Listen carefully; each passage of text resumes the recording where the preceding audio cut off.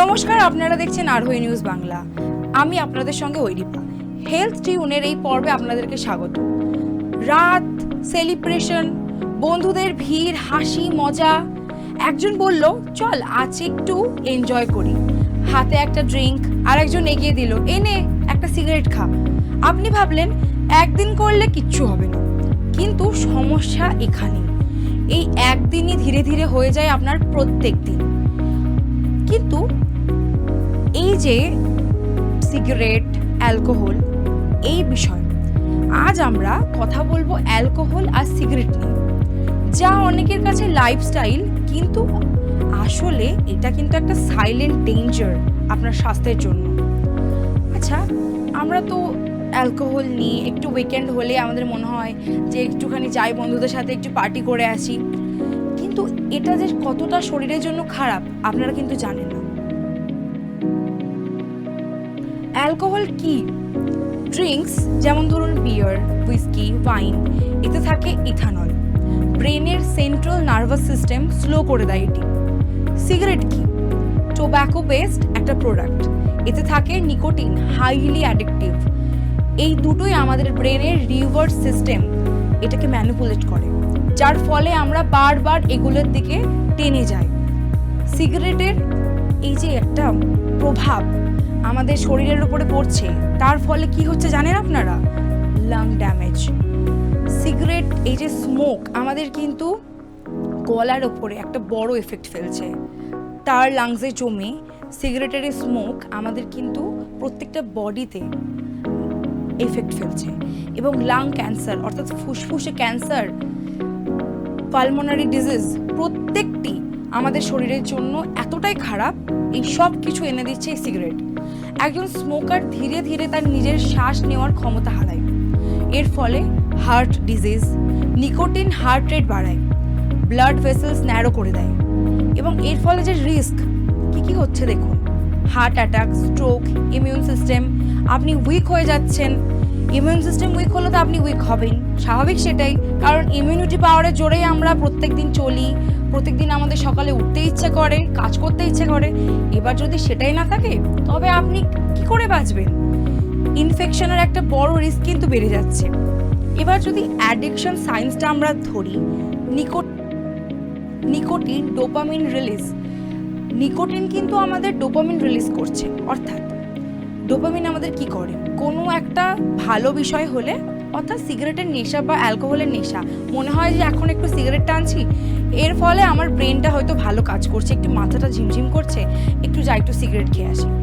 এই স্মোক যে আপনার কতটা শরীরে ক্ষতি করছে আপনি জানেন না। এই কারণে সিগারেট ছাড়াটা এতটা কঠিন হয়ে যাচ্ছে।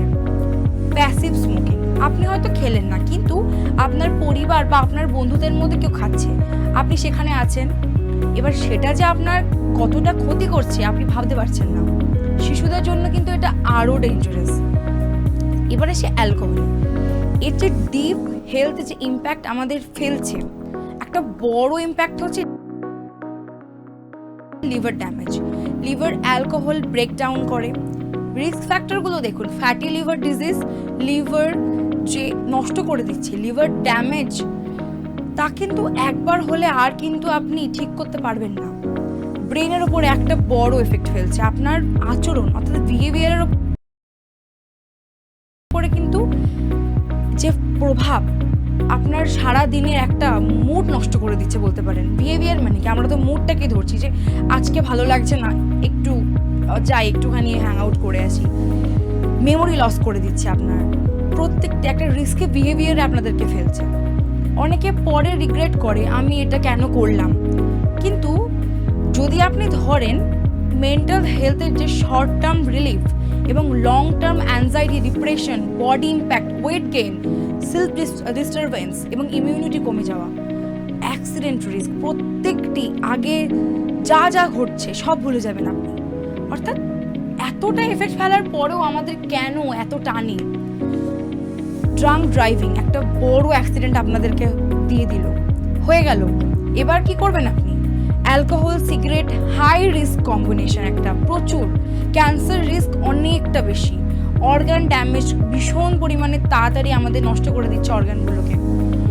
দুটো একসাথে মানে শরীরের ওপর ডাবল না, অনেক সময় ট্রিপল অ্যাটাক করছে। কেন মানুষ এটা স্টার্ট করছে? Peer pressure, stress, social media influence, curiosity. কেউই প্ল্যান করে অ্যাডিকশানে পড়ে না, সবাই আমরা জানি এটা ধীরে ধীরে হয়। এর থেকে যদি একটু বাঁচা যায়, যদি নিজেকে একটু কন্ট্রোল করতে পারেন, তবে কিন্তু জীবনটা বড্ড সুখের হয়। একটু স্ট্রেস হলে এগুলো অটোমেটিকলি আপনারা ইউজ করে ফেলেন। এই সাইন্সগুলো ইগনোর করলে কিন্তু প্রবলেম বাড়ে।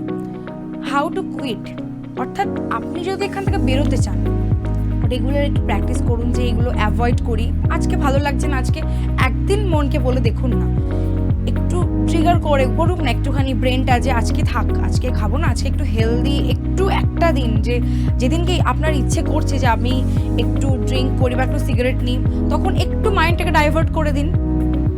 প্রফেশনাল কোনো হেল্প নিতে পারেন আপনারা।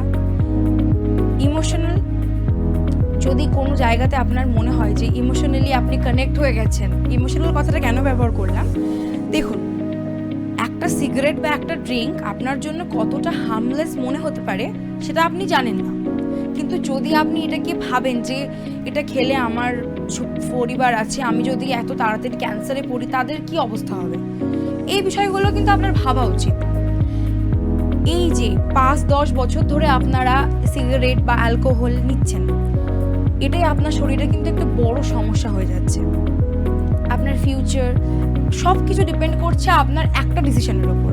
আপনি যদি একটা সিদ্ধান্ত নিতে পারেন আপনার জীবনের যে আমি একটু অ্যাডিকশন কখনো কখনো একটু কমিয়ে দিই, একটু নিজেকে কন্ট্রোল করি যে আজকে থাক, খাবো না, দেখুন আপনি একটা ভালো লাইফ নিজেকে প্লাস আপনার পরিবারকে উপহার দিতে পারবেন।